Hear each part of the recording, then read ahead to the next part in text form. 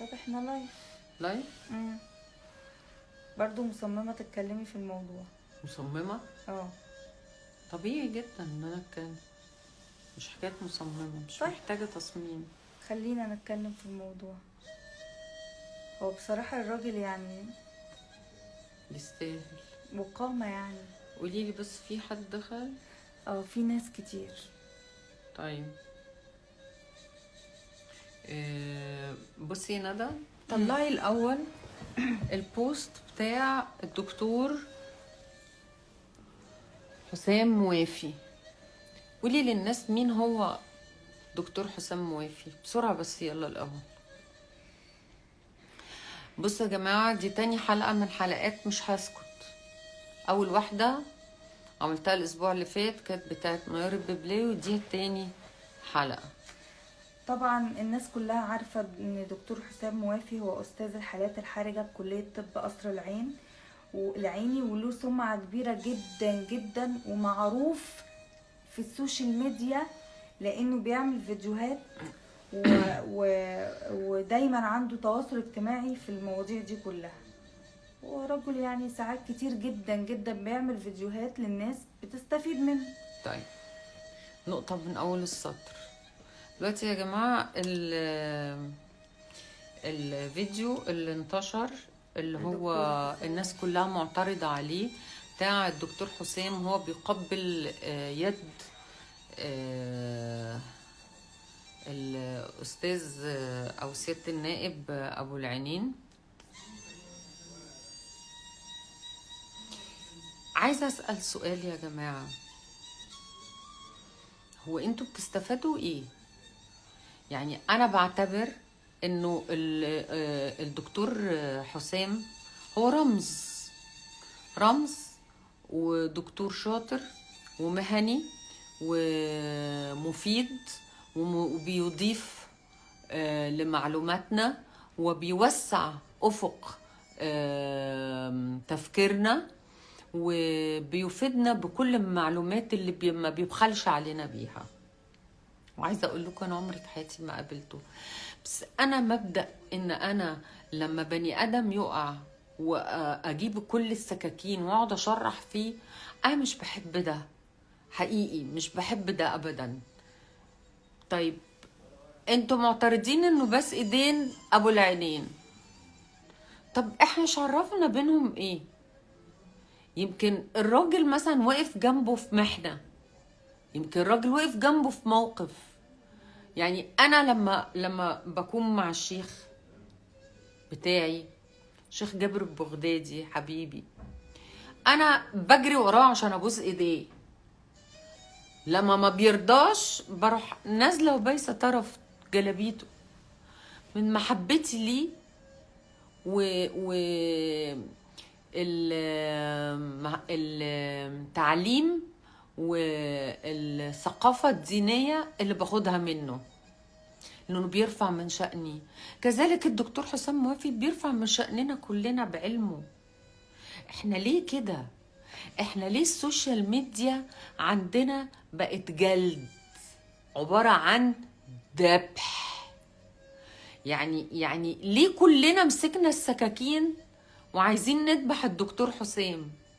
دكتور حسام انا اللي اعرفه انه راجل محترم، وانتوا كمان عارفين انه راجل محترم. بتجلدوه ليه؟ بتهنوه ليه؟ تنتقدوه ليه؟ بتعذبوه ليه؟ بتحرجوه ليه؟ بتهنوه ليه؟ ايه يعني لما بس ايدين ابو العينين؟ غلطة يا سيدي عملها، راجل كبير، راجل كبير، راجل كبير في السن، احترموه. عيب عيب احترموه. ليه السوشيال ميديا يا جماعة بقت يعني وصلت لهذا المستنقع؟ ليه السوشيال ميديا بقت متقسمة حروب، بقت متقسمة جيوش، بقت متقسمة لجان، بقت متقسمة ناس جهلة قاعدة ورا الحديدة وناس عندها أهداف. ايمي بتقولك دكتور حسام موافي ومحترم جدا. جدا يا ام، جدا. انا بتفرج عليه وبشوفه وبسمعه. طب مش كفايه عليا المعلومات اللي باخدها منه؟ انا مالي بس ايد مين ولا عمل ايه، هو حر. ده كان في مناسبه خاصه. ومنال بتقولك كلامك صحيح والله. ده مبدئيا يا منال، مبدئيا ده كان في مناسبه خاصه، ده مش على الهوا في برنامجه عشان احاسبه. عارفين لو في برنامجه انا هزعل، انما ده واحد في مناسبه خاصه. كانت ايه المناسبه؟ في كاتب كتاب. مش عرفكوا ايه اللي ما بينهم، مش عرفكوا هو حس بايه وقتها، مش عرفكوا يمكن ابو العينين وقف جنبه في موقف انساني، حس انه ده اخ، حس انه ده انسان رحيم، فما لقاش الا انه يقبل ايديه. ورانيا بتقولك عندك حق يا بسمة، فعلا دي ناس فاضية قسما بالله. ناس فاضيه وناس تافهه وناس ما عندهاش تربيه وناس حقوده وناس عايزه انها تهوج في الهوجه. عيب يا جماعه، عيب، عيب. ده راجل اسمه رمز في مصر، عيب انكم تعملوا فيه كده. دكتور حسام راجل محترم، ما يستاهلش مننا كده. عيب. زمانه قاعد في بيته عامل ازاي دلوقتي من الهجوم اللي انتوا عاملينه عليه. وجيهان بتقولك دكتور محترم وحضرتك صح فعلا. زمانه قاعد ازاي في بيته، زمانه ازاي يخرج لجمهوره بعد الجلد والفضايح والإهانة والهجوم عليه. صح يا ولاء، هو انسان محترم فعلا، بس الناس غريبة جدا، هم عايزين اي حاجة بقى يتكلموا فيها. فأنا برجو من السوشيال ميديا إنها تتراجع وتحترم نفسها. وفكرة شيري كومنتك حلو جدا، بتقول ممكن يكونوا اصحاب جدا وبينهم عشرة وعشم ومودة. برافو عليكي. يمكن فرحان له إنه عنده جوازة، ولا هو كان بيجوز مين؟ أبو العينين بنته يمكن فرحان له، فبدل ما يبوسوا في خده وترجعوا تقولوا ياه هو في رجاله بتبوس بعض في خدها، انتوا مش عاجبكم حاجه ابدا. ايه الزمن اللي احنا فيه ده؟ احنا ليه بقينا كده يا جماعه؟ حرام عليكم. صح يا منال، برافو عليكي. بتقول ايه منال؟ انت ست صريحه، وهو حر، وابو العينين له الاحترام، رجل خير جدا، انا من الجيزه واعرفه، ده اكتر حد بيعمل خير. يمكن مش عمل فيه هو خير، يمكن عمل لحد من طرفه خير. منور يا اسلام. ايه في ايه يا جماعه؟ في ايه؟ بطلوا جلد في الراجل، حرام عليكم. راجل كباره، راجل محترم. انا بجد حزينه عليه، قلبي وجعني، لان ما بحبش الناس الكبيره في السن دي انها تهان بصراحه. هي ما بتشتمش على فكره شعب مصر، هي بتقول مين اللي انت بتقولني كلام ليه انا ما قلتوش؟ هي بتقول حرام كفايه جلد في الراجل. خلاص يبقى انت من الناس اللي بتعمل كده على طول تماما، ولو مش عاجبك كلامي اطلع بره صفحتي. منوره يا سما. انا مصممه انه الدكتور حسام موافي اتظلم. اكتب تعليقك يا يوسف وطبعا اقراهولك. والدكتور حسام موافي كفايه عليه كده. ويا دكتور موافي اطلع ولا يهمك، انت راجل ليك احترامك. اللي بيقولوا الكلام ده هم ناس قله قد كده، واللي بيحبوك وبيكنوا لك كل احترام قد كده. اوعى تفتكر ان هم دول، لا، دول اللي ورا الحديدة والمغرضين والممنهجين واللي شغلتهم كلها شر. واحنا عارفين ان انت راجل طيب، أسامة. واحنا عارفين ان انت راجل محترم. اطلع من دكتور أسامة وما تتكلمش في الموضوع، ولا كأنه في حاجة حصلت، ولا كأنه في نملة بتتكلم. اطلع كمل. أسامة بيقولك دكتور حسام كبير ذو قيمة، وكمان انه يقبل ايد صديقه او من فعل له شيء يستحق المحبة تقبيل ايد الاب. ايه يعني؟ صحيح. اخ مثلا ابن، احنا ما نعرفش ايه نوع العلاقة اللي ما بينهم. حرام عليكم بقى، اتقوا الله. انتوا عايزين تودوا السوشيال ميديا دي لحد فين؟ بصوا، انا برنامجي ده اسمه مش هسكت.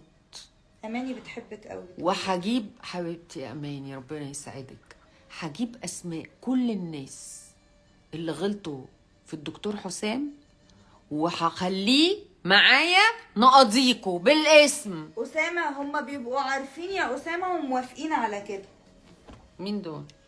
بيقول حاجات في الشغل بتاعنا، البرنامج ومش البرنامج، فانا بقول له كده يعني. ما احنا في حاجة تانية دلوقتي، لما نفتح موضوع العرافة نبقى كل واحد عايز يسأل. بنتكلم يا روما على دكتور حسام موافق. انا بتكلم دلوقتي عن راجل كبير في مقام ابونا، اخونا الكبير، راجل محترم، كل ما يطلع لنا يدينا معلومة ويفيدنا ويضيف لينا وبينور بصيرتنا وبينور عقولنا. صح نعمل يا فيه رانيا كده؟ والله.